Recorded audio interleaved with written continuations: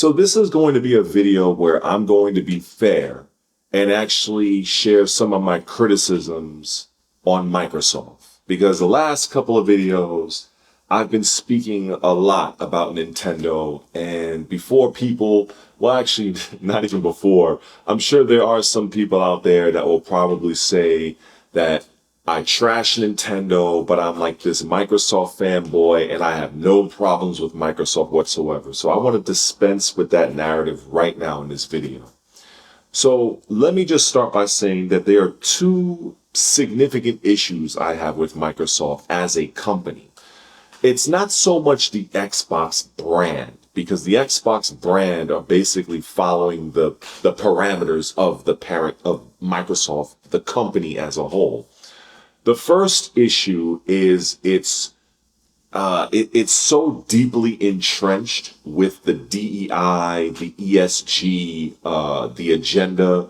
It is fiercely embedded and rooted in that. A lot of other companies are as well. Nintendo is, Sony, a lot of larger companies, Ubisoft, EA, but Microsoft in particular, they are deeply rooted in DEI and that type of woke agenda, unfortunately. The other issue that I have, and I just kind of found out about this maybe a few weeks ago, is Microsoft's reliance on contractors. So now you may be familiar with this, but this was something that surprised me. So apparently Microsoft as a company has some sort of a parameter where, let's just say, if you're working on a game and you're not officially hired by Microsoft, they reach out to you or you reach out to them, you enter into a contract. The contract lasts 18 months. After 18 months, you are let go from the project and you cannot be rehired, or not rehired, but you cannot be utilized in the contractor aspect for 6 months. So there's a video that I stumbled on. A YouTuber by the name of Pounder McNasty. I kid you not, that is the name of his channel. I am going to leave that video in the description and pin comment, and I urge for anybody that is interested to check it out, because what he ends up doing in that video, he breaks down exactly why Halo Infinite failed. Now, you may not care about Halo Infinite, and that's fine, but you have to understand that Halo is a very prominent IP in the gaming industry, whether you like Microsoft or not. I'm not too much of a fan of Grand Theft Auto, but I don't deny that it's a huge brand. So basically it's along those lines. So what I learned in that video is apparently Microsoft, because of this contract thing they have going on, the actual development team of Halo Infinite was not that sizable. Also, they had issues with the game engine. At first, from what I understand, that they wanted Halo Infinite to originally be a hero shooter, like Overwatch, if you can believe that. So apparently, a few years, they realized that wasn't going to work. So they had to completely restructure the game. But mind you, a lot of those contracted help, once their 18 months ran out, they had to be let go. So now they had to bring in brand new people. So what ends up happening is, what you can no doubt guess, the new people now have to learn the actual game engine that Halo Infinite was running on. And by the time they actually learned the engine, their 18 months was almost all over and they had to be let go. So it was this vicious cycle that kept going on. 18 months, you're let go. You cannot come back to Microsoft for 6 months. So that basically destroyed the development process of Halo.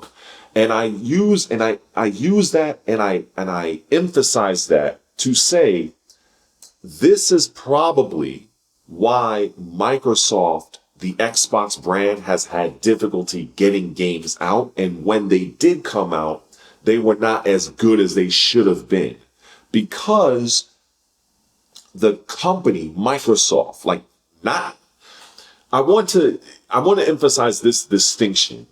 Xbox is a division within the company of Microsoft. See, this is not like Nintendo. Nintendo is just a video game company. Microsoft is like this global conglomerate. So the parent company, Microsoft, as I've stated, and I just want to hammer this home just so that you can understand that they basically have a contracted, their contract is 18 months on, and then you're out, and you cannot be used again for 6 months. So the reason why they do that is because Microsoft, after the 18-month period, they're going to have to start paying those contractors benefits and other aspects as if they're full-time employees. So that's their way, company-wise, on how they're saving money. And, a lot of the comments I've seen in that video that I'm going to link basically was criticizing Microsoft, justifiably so, saying that this particular practice doomed Halo. And it probably affected a lot of other games as well. When I looked to see if Sony follows a similar practice, I couldn't find much information on it. Apparently Sony is a little bit more tight-lipped about theirs, if it does exist. But definitely Microsoft for sure. The last time I looked up on it, it was 18 months contract, unless you're fully employed by Microsoft. But a lot of times these game development studios are kind of small, so they have to hire outside help. And as a way of Microsoft saving money, which is kind of ridiculous because they're $1 trillion company. So, like I said, even though I will say that Game Pass is quintessentially the greatest value in gaming, or at the very least console gaming, Microsoft as a company is not without its issues. And I want it to be understood that you're looking at a guy here on my channel that I'm just gonna, or that I'm not going to ignore something that a company is doing that's bad because I happen to, be a part of the ecosystem and I'm a Microsoft Xbox fan. That's not the case here. That's not the type of time I'm on. If you screw up, I'm going to call you out on it. I don't care if you're Microsoft, Sony, Nintendo. I don't care who you are or what you are. So I just wanted to make this video to break that down. Now I understand this video is running a little bit long, but I want to now go toward the DEI aspect of things as it pertains to Microsoft. So what I'm about to do in this next part is I want to show you the opening segment, or should I say the opening trailer. It's not really a trailer. It's the opening, the intro of the game of the upcoming Outer Worlds 2. Now, I'm not going to show the whole thing, but there's a certain part very early on that I want to see if you guys can catch. And it's one of the main reasons why I just kind of cringed and I just rolled my eyes watching it. So I'm going to show that, and then I'm going to speak about that after.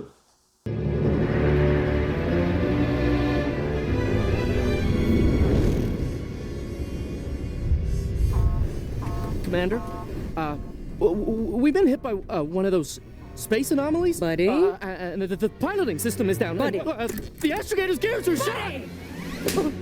Get a hold of yourself. You're an Earth Directorate agent. Affirmative, Commander.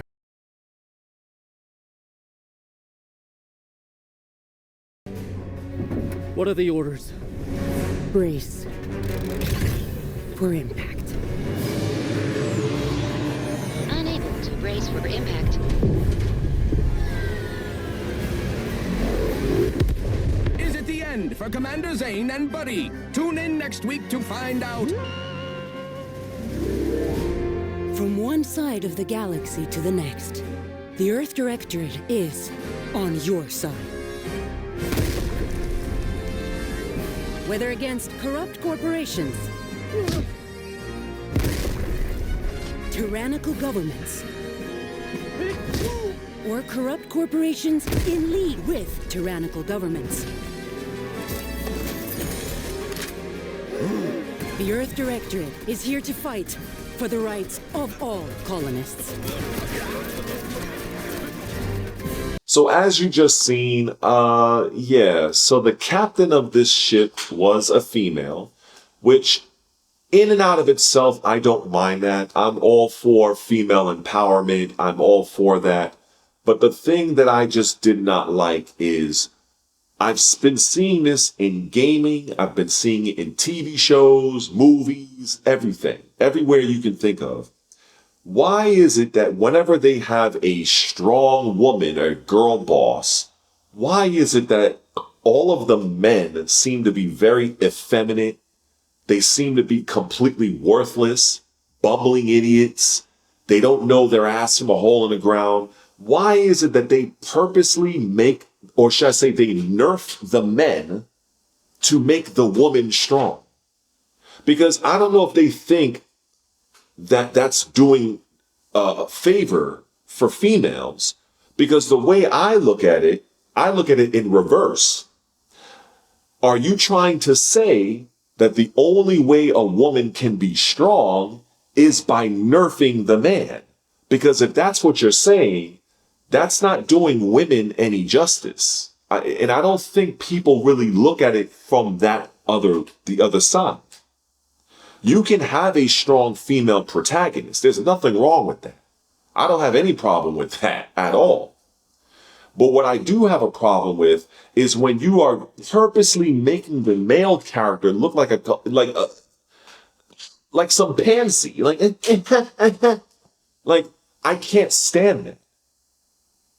Like if you wanted to make the joke, fine. But in the trailer, you see the girl boss with the lesbian style haircut. The haircut, they all got the same hairdo. At least that's kind of what it represents at this point for me. And then she back smacks the guy. And I'm like, who is this little, and the thing is, this is the very first shot of the game. So this is the first people you are seeing in Outer Worlds 2. And this is the messaging that they want to push. You couldn't do this any other way. I mean, hell, you could have had them probably ask a dumb question, maybe. Everybody asks a dumb question here and there. But did you have to make that character look so effeminate? Like, I don't want to say what I really want to. I really want to say the F word, but I understand, I don't want to get demonetized. But let's just call it what it is. So I'm just not a fan of that. And I feel like that part could have been handled differently. But this is something that we see pushed in our society, in our video games. The push of the girl boss. But at the end of the day, or not the end of the day, but in conjunction with the girl boss, you tend to have a lot of effeminate male characters or male characters that are just completely worthless, bumbling idiots. Or they're it's cringe to me at this point. It really is. And, that's just something that I know Microsoft as a company pushed, and it's just something I'm not a fan of. And, I'm going to play the Outer Worlds 2 because it's going to be on Game Pass. And I want to do kind of a separate video for that specifically.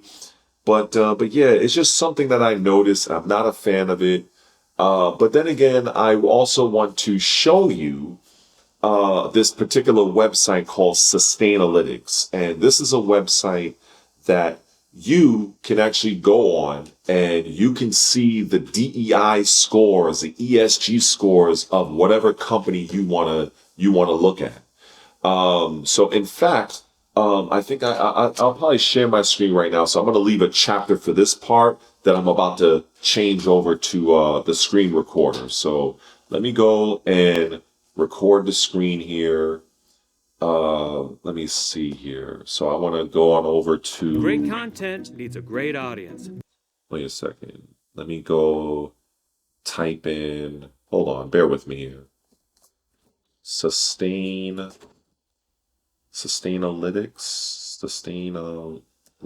Is it? Yeah, there we go. Okay. So ESG risk ratings. This is what you want to see. Let me make sure this my screen is being recorded. Is it? Okay, good. All right. So let's say, all right, so we're here on Sustainalytics. I believe it's this request details. No, company ratings. Okay, company ratings. So what you go here, it says find a company. So let's just type in Disney. Let's type in Disney. Disney, Walt Disney Company, right? Here is their ESG rating. Now, what I want you to understand, and not many other YouTubers are going to show you this, and they probably don't even know this, because I actually was doing this very early on in my channel. The lower the score, the better you are when it comes to how companies that push ESG, which DEI is a part of, the better you are. So the lower you are, the better your incentives are as a company in terms of favorable stockholders, getting outside money funneled into your company. It comes with a whole host of benefits. This is why a lot of companies are pushing all of this lesbian and the gay nonsense and the Mr. Potato Head style people that I don't want to use that word because I don't want to get demonetized. But you know, the Mr. Potato Head people, right? Just think back in the day what you would do with a Mr. Potato Head, right? You change parts, you get it. So with this website shows you in real time where these companies are. So you can see that it was updated last on April 30th. Now let's go on over to, let's say, Sony. Let me show you what Sony is looking like. So Sony Corp. Did I do it? No, hold on, let me retype them. Sony. Right? Sony Corp. As you can see, this is a part of the PlayStation because it says such as console and mobile games. Now you can look at this. They're at 17.0. Again, low risk. It was updated on March 4th of this year. So this is just to illustrate you where these companies are when it comes to this whole ESG, the woke agenda and all that. So now let's go on over to Microsoft. Let's go on over to Microsoft, right? Microsoft. Okay, Microsoft Corp. 17.4. And this was updated on April 12th. So I want you to understand that a lot of these companies, when you see the pushing of the gay and the lesbian agenda and all that other stuff, when you see the girl boss of, basically putting effeminate male characters being subservient to the strong, powerful, brave female character, looking at all of this, these companies are doing it because they want to have a favorable ESG risk rating that you're seeing on the screen right now, which will afford that company many kickbacks. So this is why I want to really impress upon you that I know for an absolute fact that a lot of YouTubers are either not doing or maybe they just don't know about. I thought about just putting this as part of my channel members because I am trying to, get more members to join my channel. I need money too, need some help. But I just felt like, just let me put this information out there. And for those that feel like, they can find any use for it, you can literally type in whatever company you want. Let's say if I'm going to type in Ubisoft, let's type in Ubisoft, right? Ubisoft Entertainment. Let's look at them. Ubisoft, hold on. God, this thing's taking. Now look at this. Ubisoft is a whopping 13.4. They're lower than every other company I just showed just now. So given the issues that Ubisoft has been having, well, you can look at this as the primary reason. Now, what I want you to also understand is this, as it relates to TV shows, movies, and video games, when you have a low risk ESG rating like this, you may be asking yourself, well, how is it that companies can make X, Y, and Z It's made for the quote unquote modern audience, but it's a flop. But why are these companies still making these movies? Why are they still making these games? Shouldn't they be out of business? Yes.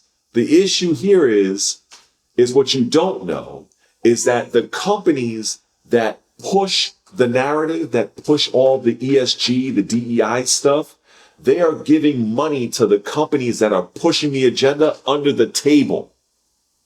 That's why these companies can continue to push out, what's the term they say, slop, modern audience slop in video games, movies, and all that stuff. That's why it continues to happen. Because a company like, say, Disney, they will make whatever movie, it might cost them $50 million. But what ends up happening is because they're pushing a lot of the DEI narrative, thus reducing their ESG risk assessment, other invested companies or interests will help fund the project so Disney doesn't have to come out of pocket for the whole project. The same goes for video games. This is how it works. This is the industry that we're in. This is why certain agendas are being pushed. And so I just wanted to highlight this to kind of illustrate that, you know what, Microsoft, as I've shown, is very much a part of this. So is a lot of other companies. So I guess, could I really say this is a real issue? Yes, but it's an issue that a lot of companies share with one another. But I just wanted to make this video just to kind of dispense the nonsense that, oh, Red only talks about Nintendo. He only puts down Nintendo. He's always putting Microsoft over.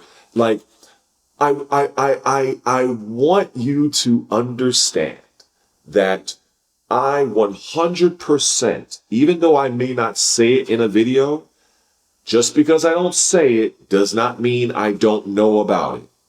I know more about the video game industry than I would argue most of you. And I mean that with all due respect. I've traveled in those circles.